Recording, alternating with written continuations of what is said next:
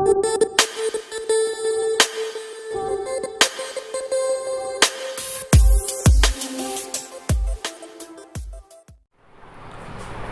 नमस्कार, मैं हूं सुनील और आप देख रहे हैं student can I help you. आज का टॉपिक बेटा बोर्ड पे दिख रहा है आपको, पार्टनरशिप डीड है।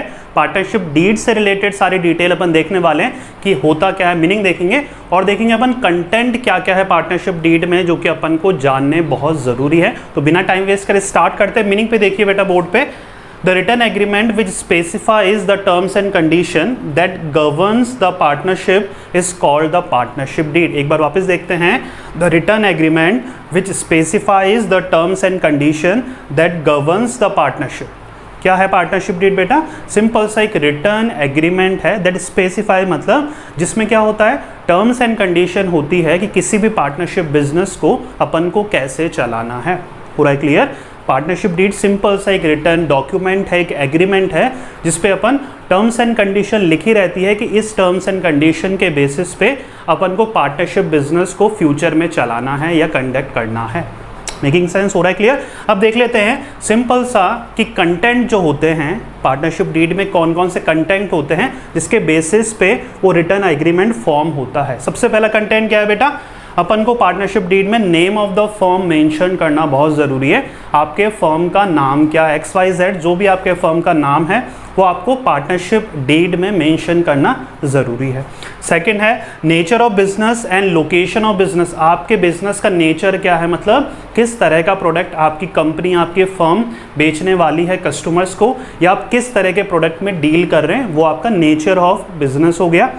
लोकेशन ऑफ बिजनेस, आपका जहां ऑफिस है, हेड ऑफिस जहां पर है, जितने भी ब्रांचेस है उसके ऑफिस आपको रिटर्न में देने पड़ेंगे कि मेरी यहाँ पर ब्रांच है या यहाँ पर मेरा हेड ऑफिस है। पूरा क्लियर? ड्यूरेशन ऑफ बिजनेस, अगर आपका जो पार्टनरशिप का बिजनेस है वो क्या है, स्पेसिफिक टाइम बाउंड है, किसी टाइम पीरियड के लिए है, तो वो आपको ड्यूरेशन मेंशन करना पड़ेगा कि मेरी जो पार्टनरशिप है वो स्पेसिफिक पार्टनरशिप है जो कि 1 साल, 2 साल या 3 महीने के लिए या 4 महीने या 4 साल, 5 साल के लिए हम फॉर्म कर रहे हैं। तो you have to mention the duration as well. पूरा क्लियर? आगे है investment made by each partner. हर पार्टनर कितना बिजनेस में इन्वेस्ट कर रहा है, कितना पैसा लगा रहा है, वो भी आपको रिटर्न में देना पड़ेगा, या स्पेसिफिक अमाउंट या एक जनरल सा अप्रोक्सीमेशन बताना पड़ेगा कि इतना इतना हमारे पार्टनर्स कंट्रीब्यूट करेंगे। पूरा क्लियर? आगे है distribution of profit and losses. Profit and loss किस रेशो में डिस्ट्रीब्यूट होंगे ये अपन को बताना पड़ेगा रिटर्न एग्रीमेंट में। आगे है duties and obligation of the partners, मतलब उनकी क्या ड्यूटी रहेगी अगर कोई इनकमिंग पार्टनर, कोई नया पार्टनर आता है या पार्टनर छोड़ के जाता है, उसकी जगह कोई और पार्टनर आ रहा है, तो उसकी ड्यूटीज और ऑब्लिगेशन क्या रहेगा, डे टू डे वर्किंग में क्या रहेगा या नॉर्मल डेज में उनका क्या ड्यूटीज और क्या क्राइटेरिया रहेगा, वो सारा अपन को रिटर्न एग्रीमेंट में अपन को फिलअप करना पड़ता है। आगे देखते हैं salaries and withdrawals of the partner, कितनी सैलरी पार्टनर्स लेंगे फर्म से, और विड्रॉ क्या होता है बेटा, विड्रॉल या कितने निकालेंगे। ठीक है, ड्राइंग्स बोलते हैं ना पर्सनल यूजेस के लिए या कोई भी यूजेस के लिए, तो सैलरीज कितनी लेंगे और विड्रॉ कितना करा सकते हैं, मतलब कि पार्टनरशिप फर्म से कितने पैसे एक बार में वो निकाल सकते हैं या मंथली बेसिस पे कितने निकाल सकता है पार्टनर, वो सब कुछ क्राइटेरिया मेंशन होता है पार्टनरशिप डीड में। कितनी सैलरी मिलेगी और कितना विड्रॉ, मतलब पैसे निकाल सकते हैं आप बिजनेस से। पूरा क्लियर? आगे देखते हैं terms governing admission, retirement and expulsion. Admission क्या होता है बेटा? किसी नए पार्टनर का आना, एडमिट करना, that is called admission. Retirement मतलब किसी मकसद से या पार्टनरशिप का जो टर्म्स एंड कंडीशन वो फुलफिल हो गए या एज लिमिट हो गई है तो बंदा या पार्टनर रिटायर हो रहा है, दैट इज कॉल्ड रिटायरमेंट। और एक्सपल्शन मतलब होता है उसको निकाल दिया जाना, अगर किसी वजह से अगर कोई भी कॉन्फ्लिक्ट अराइज होता है, अगर किसी भी पार्टनर को अगर बिजनेस से निकाल रहे हैं तो दैट इज कॉल्ड एक्सपल्शन। तो उसके लिए टर्म्स एंड कंडीशन क्या है, क्या रेशो कैलकुलेट होगा, रिटायरमेंट में कौन सा रेशो कैलकुलेट होगा। जैसे अपन को पता है जब भी रिटायरमेंट अपन या एडमिशन निकालते हैं, एडमिशन के समय हमेशा कौन सा रेशो कैलकुलेट होता है, सेक्रीफाइसिंग रेशो। रिटायरमेंट के समय कौन सा होता है, गेनिंग रेशो। तो यहाँ पर क्या है, अपन को पता होना चाहिए कि किस समय रिटायरमेंट, एडमिशन के समय क्राइटेरिया क्या रहेगा पार्टनरशिप फर्म को चलाने का। तो ये सारी चीज़ें भी मेंशन होनी चाहिए किसमें, पार्टनरशिप डीड में। नेक्स्ट देखिए interest on capital and interest on drawing. अब ये दोनों चीज़ें क्या, इंटरेस्ट ऑन कैपिटल क्या हो गया बेटा, जो भी आपने कैपिटल लगाया है बिजनेस पे उसके ऊपर आपको इंटरेस्ट मिलता है। ठीक है, आप जो भी बिजनेस में कैपिटल लगाएंगे उसके ऊपर जो भी आपको इंटरेस्ट मिलेगा that is called interest on capital.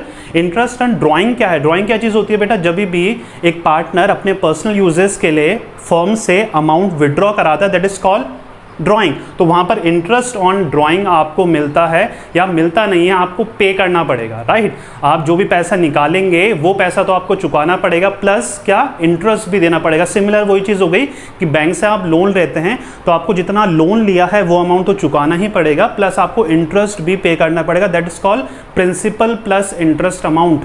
तो ये दोनों क्राइटेरिया मेंशन होने चाहिए पार्टनरशिप डीड में। अगेन है, आगे है procedure for dissolution of firm. अगर कंपनी आप बंद करना चाहते हैं, पार्टनरशिप फर्म किसी भी वजह से आप बंद करना चाहते हैं, क्लोज करना चाहते हैं, वाइंड अप करना चाहते हैं, तो उसका क्या प्रोसीजर होगा वो आपको मेंशन करना पड़ता है पार्टनरशिप डीड में।